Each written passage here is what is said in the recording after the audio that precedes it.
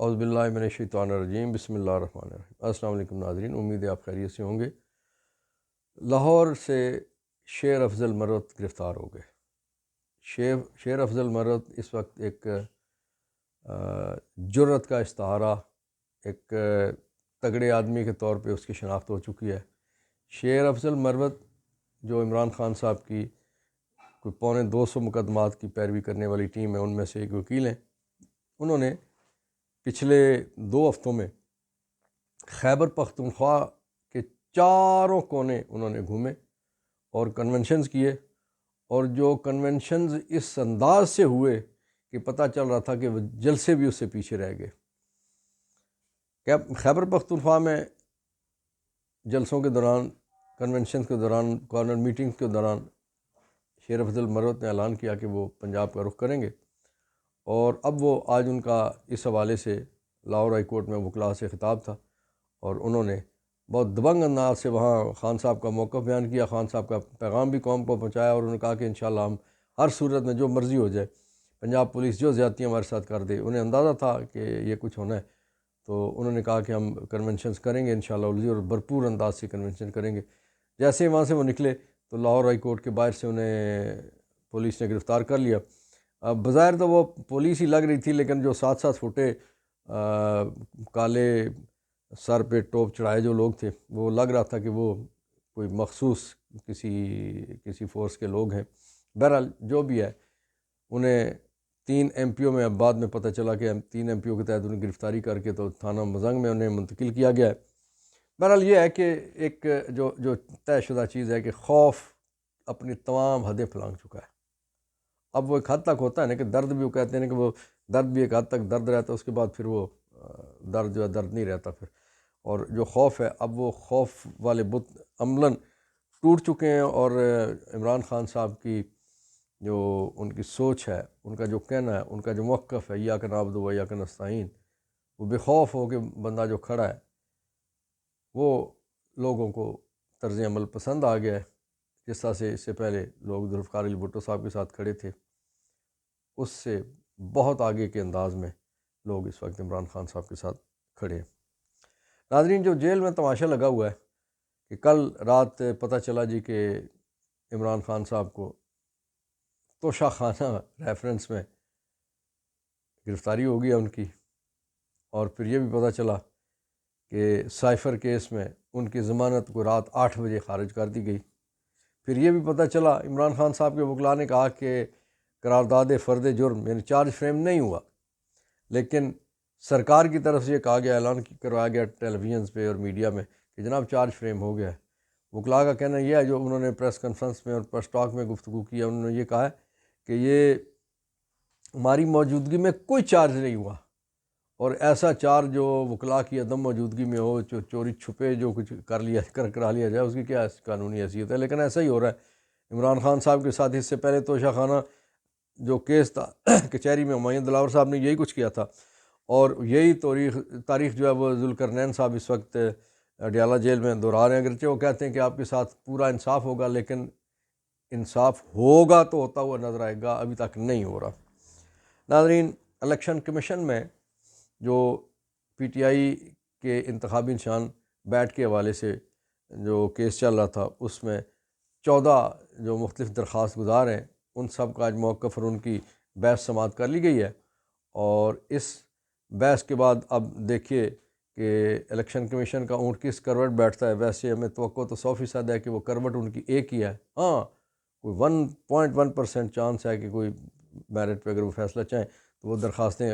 خارج ہوتی ہیں اور PTI کو اس کا انتخابی نشان ملتا ہے۔ اگر ایسا کر دیا جائے تو میں سمجھتا ہوں کہ الیکشن کمیشن کے لیے شاید یہ پہلی نیک نامی ہوگی پاکستان کی تاریخ میں، کیونکہ اس سے پہلے ان پہ الزامات ہمیشہ ہی لگتے ہیں، اور وہ الزامات اکثر درست ہوتے ہیں، بہت کم ایسا ہوتا ہے کہ کوئی الزام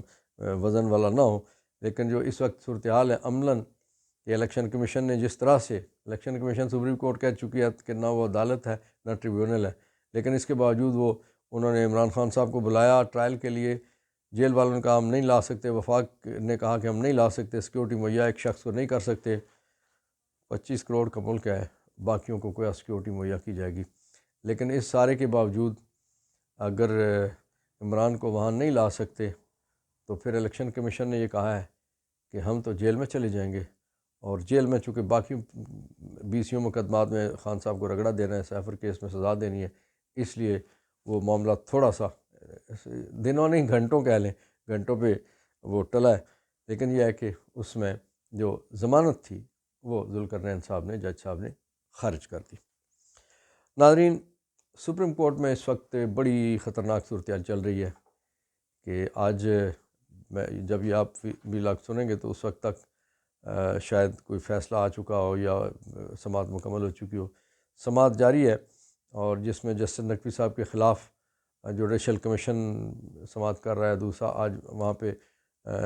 جو ایک جج صاحب اسلام آباد ہائی کورٹ کے قاضی صاحب نے، چھوٹے قاضی صاحب کی بات ہو رہی ہے، شوکت عزیز صدیقی صاحب کی، کہ ان کا کیس جو ہے وہ بھی، اس کی بھی سماعت ہو رہی ہے، اور اس کے علاوہ بڑے بڑے کیسز ان دنوں فیصلوں پہ آئے ہوئے ہیں۔ اور supreme court of Pakistan Imran Khan صاحب کے معاملات میں کیا کرتی ہے، اور بھٹو کیس میں کیا فیصلہ دیتی ہے۔ فوجی عدالتوں کے حوالے سے تو کل فیصلہ آپ کے سامنے آ چکا ہے کہ 6 میں سے 5 ججز نے کہا ہے کہ مقدمات چلنے چاہیے، ٹرائل جاری رہنا چاہیے، جبکہ ایک خاتون جج اس بینچ کی ممبر تھیں جناب مسرت لالی صاحب، انہوں نے اختلافی نوٹ دیا ہے۔ تو اب دیکھیے کہ ہوتا کیا ہے، لیکن جو ایک قابل افسوس بات ہے وہی ہے کہ جناب سینئر پیونی جج مسٹر جسٹس طارق مسعود خان صاحب نے کل بڑے غصے کا اظہار کیا، اور جب اعتزاز احسن صاحب اور لطیف کھوسہ صاحب کی طرف سے انہیں کہا گیا کہ آپ پہ اعتراض ہے، آپ اس بینچ کا حصہ نہ بنیں کیونکہ آپ اپنا مائنڈ شو کر چکے ہیں، تو انہوں نے کہا کہ میں نے بیٹھنا ہے، تو انہوں نے بڑے طنزیہ لہجے میں کہا کہ کیا میں بیٹھوں نہیں تو کیا کھڑے ہو کے سنوں؟ تو انہوں نے کہا کہ میں سنوں گا، میں اس بینچ سے علیحدہ نہیں ہوتا، جس نے جو کچھ کرنا ہے وہ کر لے۔ پھر اعتزاز صاحب نے کہا کہ بنیادی انسانی حقوق کی بات ہے، آئین کی بات ہے، تو انہوں نے کہا کہ یہ آئین اور بنیادی انسانی حقوق بیچ میں کہاں سے آ جاتے ہیں اور ہمیں پتہ نہیں کہاں لے کر جائیں گے، کہ جس طرح سے بندہ کوئی آوازاری یا بیزاری کا اظہار کرتا ہے۔ بہرحال یہ ہے کہ میں نہیں سمجھتا کہ مائی لارڈ کو اس طرح سے بیہیو کرنا چاہیے، لیکن اب جو چاہے آپ کا حسن کرشمہ ساز کرے، جو کیفیات ہیں سامنے وہ اس کے مطابق ان کا یہی کہنا بنتا تھا۔ ناظرین، آپ کو یاد ہے نا کہ جناب قاضی صاحب بڑے جمہوریت پسند گنے اور چنے اور سمجھے جاتے تھے، لیکن یہ ہے کہ جب سے انہیں منصب قاضی القضاء نصیب ہوا ہے، وہ بالکل ایک ڈفرینٹ، ایک مختلف قاضی فائز عیسیٰ ہے۔ جو قاضی فائز عیسیٰ، وہ جو بندیال صاحب کے دور میں جو ان کی جو پوزیشن تھی، جو ان کا موقف ہوتا تھا، اور وہ اعتراضات کرتے تھے اور جو خط لکھتے تھے، اب وہی کچھ یہاں پہ ہونا، اس سے بہت کئی گنا زیادہ ہونا شروع ہو گیا ہے، اور فوجی عدالتوں کا فیصلہ ہو یا بینچز کی ان کو بینچز بنائے جانے کے معاملات ہوں، اس پہ جو نقوی صاحب جو کچھ خط بھی لکھ چکے ہیں، اور پھر جو اعجاز الاحسن صاحب جو اس وقت سینئر ترین جج ہیں، جنہوں نے اگلے سال ٹرن کے مطابق انہوں نے بن جانا chief justice of Pakistan, Tariq Masood صاحب اس سے پہلے ریٹائر ہو جائیں گے قاضی فائز عیسیٰ صاحب کی موجودگی میں، تو آنے والے چیف جسٹس انہوں نے خط لکھا ہے، انہوں نے کہا کہ آپ بینچز بنانے میں رولز کو اور قانون کو اور آئین کو پائمال کر رہے اور چیزوں کا خیال نہیں رکھ رہے، اور پھر اس کے جواب میں قاضی فائز عیسیٰ صاحب نے بھی ایک خط لکھا ہے جو کہ ایک پاکستان میں نہیں دنیا بھر میں تماشا بنا ہوا ہے۔ ہم چاہتے ہیں کہ ہمارے ادارے اس طرح سے بیہیو کرے، اس طرح سے عمل کریں جو لال کتاب ان کو کہتی ہے، جو آئین پاکستان کہتا ہے، جو پریکٹس اینڈ پروسیجر ان کو کہتا ہے، لیکن اس سے اگر ہٹ کے چلا جائے گا تو مسائل پیدا ہوں گے۔